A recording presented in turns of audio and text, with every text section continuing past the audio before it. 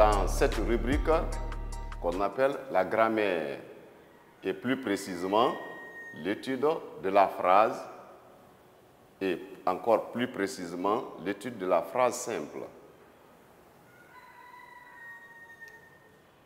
Comme indique le ton de questionnement, ce sera notre directive. Aujourd'hui, tout en parlant de la phrase, nous allons essayer de définir qu'est-ce qu'une phrase en premier lieu. Ensuite, nous allons essayer de dire qu'est-ce qu'une phrase simple. Nous allons essayer ensuite de dire quelles sont les catégories de phrases simples. Et ensuite, nous allons essayer de voir comment reconnaître une phrase simple. Alors, suivez bien pour en tirer profit. Entre les personnes, on a besoin souvent de communiquer, de s'échanger des idées. Mais en fait, cela n'est possible qu'avec la construction des phrases. Dès lors, on est appelé à réunir des mots de différentes natures dans une structure bien logique et ordonnée en vue d'exprimer une idée complexe.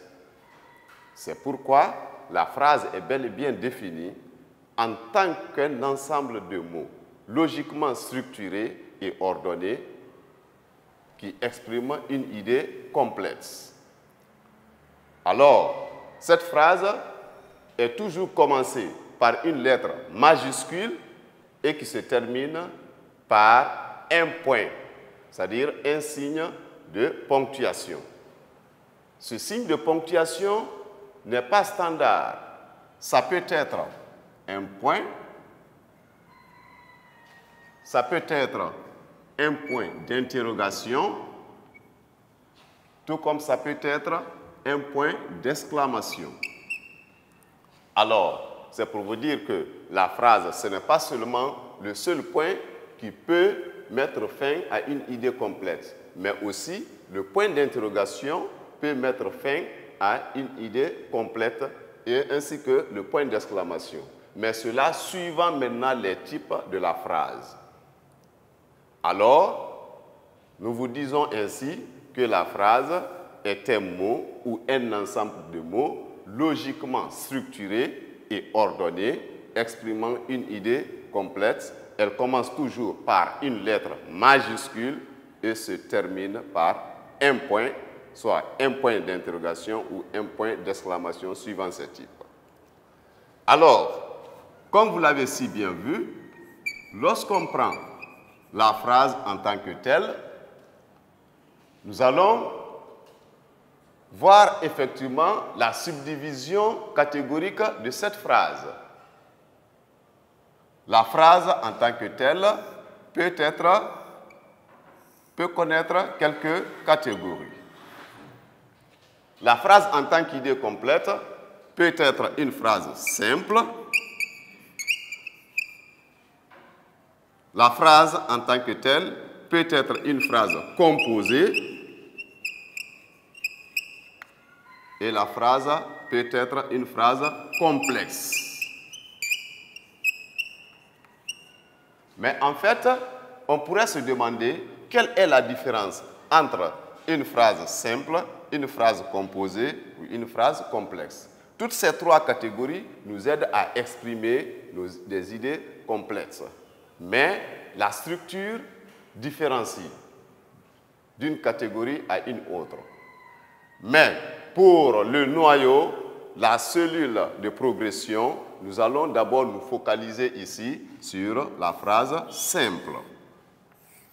Alors, on pourrait se demander, qu'est-ce qu'une phrase simple? La simplicité ou la composition ou la complexité d'une phrase dépend bien évidemment du nombre de verbes employés dans la phrase. C'est pour vous dire ainsi, une phrase est dite simple, c'est lorsque cette phrase ne contient qu'un seul verbe conjugué. Sachant que la formule de la phrase simple est la suivante. Nous avons le sujet plus verbe plus complément. Alors, le noyau étant le verbe, la simplicité et la complexité dépendent effectivement du nombre de verbes utilisés dans la phrase. Alors, si dans une phrase, vous constatez qu'il n'y a qu'un seul verbe conjugué, alors il faut s'en dire que c'est une phrase simple. Et lorsque nous prenons la phrase simple, évidemment, va se subdiviser aussi en deux catégories. Nous avons la phrase simple verbale et la phrase simple non verbale, encore appelée phrase nominale. Qu'appelle-t-on une phrase verbale? La phrase simple est dite verbale, c'est lorsque cette phrase contient un verbe conjugué. Et la phrase simple est dite non verbale ou nominale, c'est lorsque la phrase fait ellipse, n'est-ce pas? Une figure de style qu'on appelle ellipse, qui consiste à cacher une partie essentielle à la phrase, mais qui pourtant existe dans le sens. Alors, lorsque nous construisons une idée complète, en cachant le verbe, alors cette phrase est appelée phrase non verbale, encore appelée phrase nominale. Nous allons essayer de le prouver à travers des exemples que nous voyons devant nous. Quand nous prenons l'exemple numéro 1, le maître écrit un texte. Le maître écrit un texte. Dans cette phrase, nous voyons qu'il n'y a qu'un seul verbe conjugué, le verbe écrire. Un verbe du troisième groupe irrégulier, conjugué au présent de l'indicatif à la troisième personne du singulier suivant son sujet. Alors, dès lors, nous constatons qu'il n'y a qu'un seul verbe conjugué et que c'est ce seul verbe qui constitue le noyau de cette expression. À partir de là, nous pouvons conclure ainsi que c'est une phrase simple. Quand nous vérifions effectivement au niveau de l'exemple numéro 2, nous sommes contents. Nous sommes contents. Nous voyons ici qu'il y a un seul verbe conjugué. Il s'agit du verbe être, qui est là, conjugué au présent de l'indicatif à la première personne du pluriel. Donc, le noyau de cette expression, ce n'est qu'un seul verbe conjugué, alors ce qui nous fait conclure que cette phrase est effectivement une phrase simple verbale. C'est une phrase simple, mais de la catégorie verbale, car elle contient un verbe conjugué. Exemple numéro 3. Qu'ils viennent ici. Qu'ils viennent ici. Alors, comme les deux premiers exemples, nous constatons la présence d'un seul verbe conjugué, le verbe venir, conjugué au présent du subjonctif. Dès lors, nous voyons ici, même si cette expression est débutée par un mot de subordination, mais le cas où nous sommes, il s'agit de l'emploi du subjonctif en proposition indépendante, c'est-à-dire en phrase simple.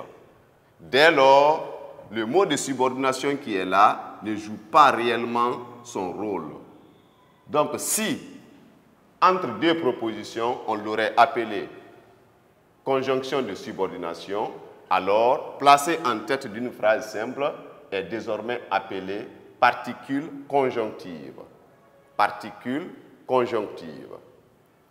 Donc ici, nous voyons que cette phrase ne contient qu'un seul verbe conjugué, alors c'est une phrase simple. Et puisqu'elle contient un verbe conjugué, alors c'est une phrase simple de catégorie verbale. Donc, contrairement à la phrase simple verbale, il existe également des phrases simples non verbales ou des phrases nominales. Ce sont des phrases qui permettent d'exprimer nos idées en très peu de mots, appellent, n'est-ce pas, à l'usage du verbe concrètement.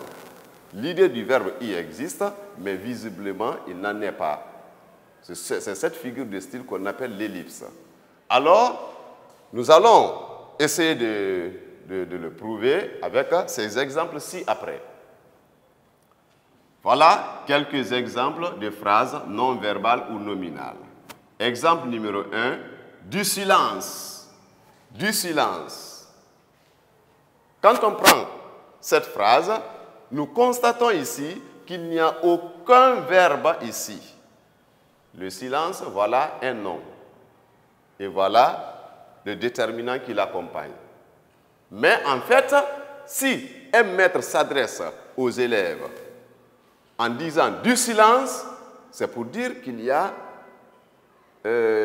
l'idée d'un verbe qui est inclus dans l'expression, mais qui n'est pas visible.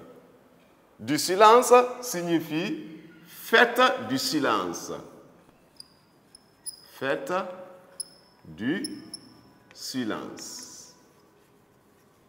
Ou maintenez du silence. Dès lors, il y a un verbe, n'est-ce pas, le sens d'un verbe qui est inclus. Mais visiblement, ce verbe-là est omis. Alors, c'est une phrase non verbale. Il en est de même que l'exemple numéro 2. Pas de visite. Pas de visite. Pas de visite. Quand nous commençons ici l'adverbe de négation détermine non, nous constatons qu'il n'y a pas la présence d'un verbe conjugué. Alors, dès lors qu'il n'y a pas la présence d'un verbe conjugué visiblement, alors cette phrase est appelée phrase non verbale ou encore phrase nominale. Mais en fait, il y a l'idée d'un verbe qui est inclus. Pas de visite signifierait il n'y a pas de visite. Alors, il y a le verbe avoir qui est inclus dans l'idée. Et quand nous prenons le troisième exemple, chauffeur à gauche, en indiquant le chemin dans un taxi par exemple ou avec son chauffeur, tu peux ne pas dire chauffeur tourne à gauche, tu peux dire tout simplement chauffeur à gauche. Dès lors, le chauffeur va essayer de tourner à gauche. Ce qui veut dire que dans cette phrase, le verbe tourner ne s'affiche pas, mais il existe pourtant dans le sens. Donc ici, il y a le verbe tourner qui existe.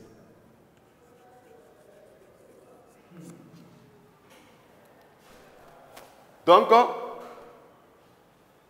pour ne pas se faire des illusions, lorsque nous parlons de la phrase simple, il faut bien évidemment se rappeler de ces deux catégories. La phrase simple peut être verbale et la phrase simple peut être non verbale, encore appelée phrase nominale. Parce que ici, nous allons essayer, si nous savons définir la phrase simple, nous devons être capables également de distinguer la phrase simple dans certaines constructions ou dans certaines circonstances, comme nous allons voir dans la phase suivante. Nous avons dit que la phrase simple est une phrase qui ne contient qu'un seul verbe conjugué. Et certains vont jusqu'à dire que la phrase simple est une phrase qui ne contient qu'un seul verbe conjugué au mode personnel. Mais, en fait, souvent il y a des pièges qui sont tendus. Parce que souvent on peut, je dis bien, on peut associer un verbe conjugué au mode personnel et un verbe conjugué au mode impersonnel. On les associe. Dès lors, il faut un raisonnement pour conclure que c'est une phrase simple ou c'est une phrase complexe. Quel est ce raisonnement? Lorsque le verbe conjugué au mode personnel est associé à un verbe pris au mode impersonnel, je dis bien, les modes impersonnels, comme vous le savez bien, il s'agit des modes qui ne font pas l'usage des pronoms personnels dans le tableau de conjugaison ou dans le processus de conjugaison. Il s'agit du mode infinitif, il s'agit du mode participe, il s'agit du mode gérondif. Alors, lorsque le verbe, le noyau est pris au mode personnel et que ce verbe est associé à un mode impersonnel, alors tu vérifies très bien. Si le verbe pris au mode impersonnel a son propre sujet différent du sujet du verbe pris au mode personnel, alors c'est une phrase complexe. Mais si les deux verbes sont unis à un seul sujet, alors c'est une phrase simple. Vous allez vérifier tout de suite, regardez avec attention. Quand nous prenons la phrase numéro 1, l'exemple 1, Ali voudrait manger du riz. Ali voudrait manger du riz. Ici, quand nous regardons cette phrase, nous allons détecter deux verbes. Voudrait, le verbe vouloir. Troisième groupe irrégulier, conjugué au présent du conditionnel à la troisième personne du singulier et qui sert de semi-auxiliaire dans ce contexte. Et le verbe manger pris à l'infinitif qui est un mode impersonnel. Dans ce cas, il ne s'agit pas de conclure que c'est une phrase simple parce qu'il y a l'autre là est un mode impersonnel. Il est question de vérifier est-ce que ce mode impersonnel a son propre sujet différent du sujet du verbe vouloir. Alors je cherche les deux sujets. Qui est-ce qui voudrait?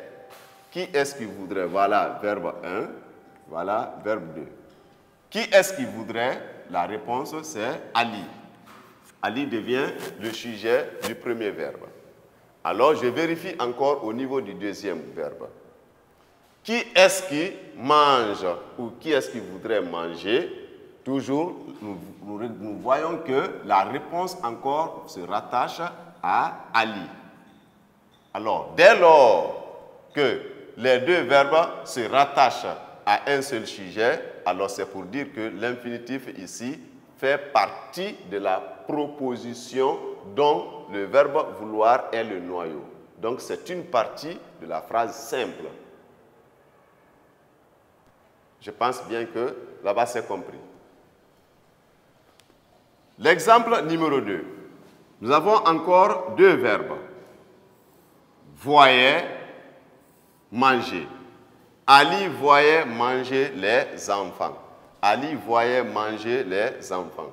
Ici, je vais passer encore par la même analyse. Si les deux ont un sujet commun, alors c'est une phrase simple.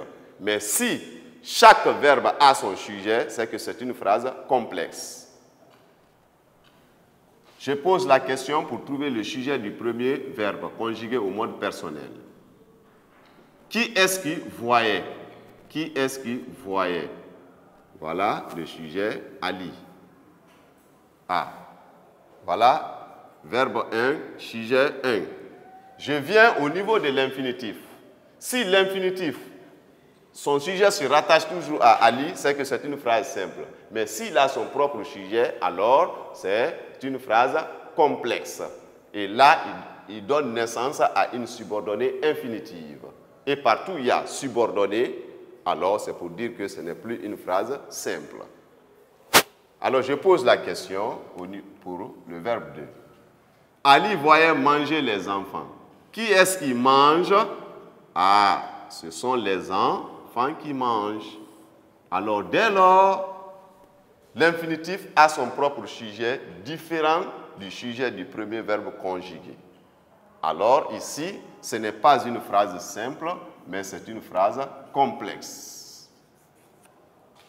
Tandis que le premier exemple, ici, c'est une phrase simple. Alors, il en est de même l'exemple numéro 3. Chantant, faut de s'inspirer du passé. Nous avons deux verbes ici. Nous avons un verbe, le verbe s'inspirer, à la forme pronominale pris au mode personnel et le verbe chanter pris au participe présent. Alors je vérifie si les deux ont un sujet commun, alors c'est une phrase simple. S'ils ont des sujets différents, alors c'est une phrase complexe. Qui est-ce qui s'inspire? Voilà, c'est Fodé. Alors, voilà, pour le verbe pris au mode personnel, son sujet est Fodé. Qui est-ce qui chante? Ah, toujours, c'est Fodé. Avec le verbe numéro 2, son sujet aussi se rattache à Fodé. Alors ici, c'est une phrase simple qui sera bien différente du quatrième exemple. Ali chantant, Fodé dansait. Ali chantant, Fodé dansait. Alors dès lors, nous avons également ici deux verbes. Nous avons danser et nous avons chantant. Voilà, verbe 1, verbe 2. Le verbe 1 correspond au verbe qui est pris déjà au mode personnel. Alors, qui est-ce qui dansait? Voilà, Fodé. Voilà son sujet. Je viens au niveau du mode impersonnel, chantant. Qui est-ce qui chantait? C'est Ali. Alors, dès lors, les deux verbes, chaque verbe, n'est-ce pas, a son propre sujet. Alors, chaque verbe donne naissance, n'est-ce pas, à une proposition. Là, dans ce cas, la proposition principale est là, et voilà la proposition subordonnée participiale. Cinquième exemple. Venu très tôt, Aminata nous réveilla. Venu très tôt, venu tôt, Aminata nous réveilla. Alors ici, nous avons le verbe réveilla, le verbe réveiller, conjugué au passé simple, et nous avons venu, le participe passé, qui est accompagné effectivement d'un adverbe de temps. Dès lors, on se pose la question pour voir s'il y a un sujet commun ou un sujet différent, ou des sujets différents du moins. Je me pose la question, qui est-ce qui nous réveilla? C'est Aminata. Donc, ce verbe qui est là, se rattache, son sujet, c'est Aminata. Et je viens ici encore pour vérifier.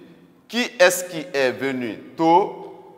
Ah, toujours, c'est le même sujet, Aminata. Donc ici, c'est une phrase simple et non une phrase complexe parce que les deux verbes qui sont là sont unis, n'est-ce pas, à un seul sujet. Et aussi, avec le sixième exemple,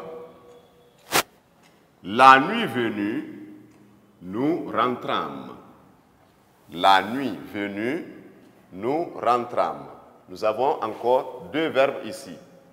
Le premier pris au mode personnel, rentrâmes, et le second, c'est le participe passé pris sans auxiliaire. Donc c'est le mode participe qui est là.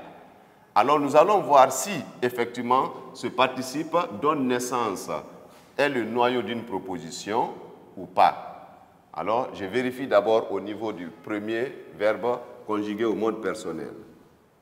Qui est-ce qui rentrâme? C'est nous. Voilà son sujet. Et je viens ici pour vérifier encore. Qu'est-ce qui est venu? C'est la nuit. Donc, ce second verbe ici, voilà son sujet. Alors, ce qui veut dire ici, effectivement, c'est une phrase complexe.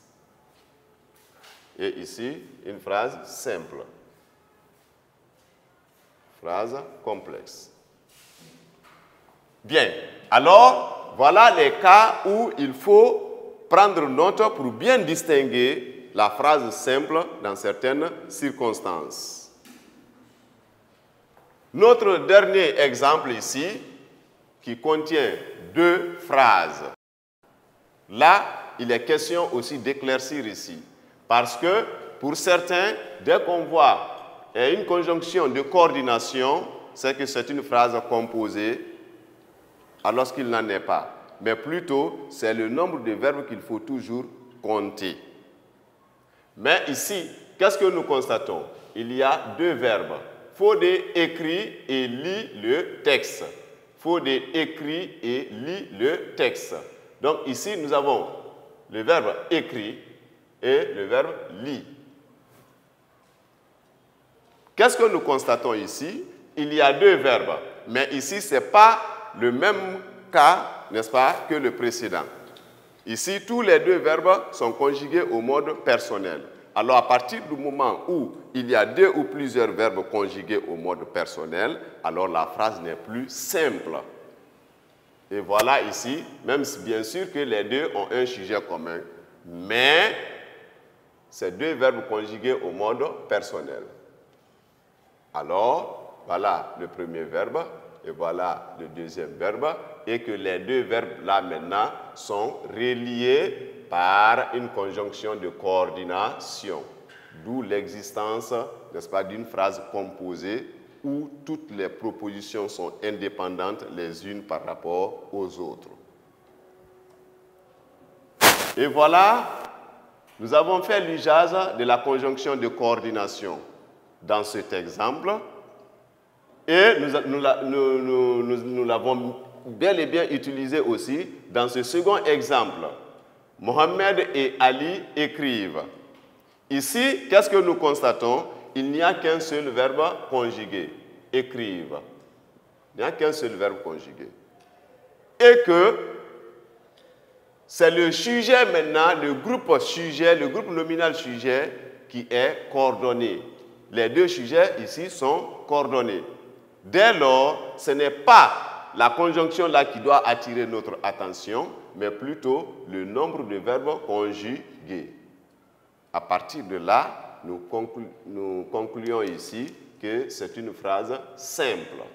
Ici, c'est une phrase simple et ici, c'est une phrase composée. Une phrase composée. Alors, dans cette première séquence, voilà ce que nous avons eu à démontrer. Et la séquence suivante sera axée sur les types et les formes de phrases simples.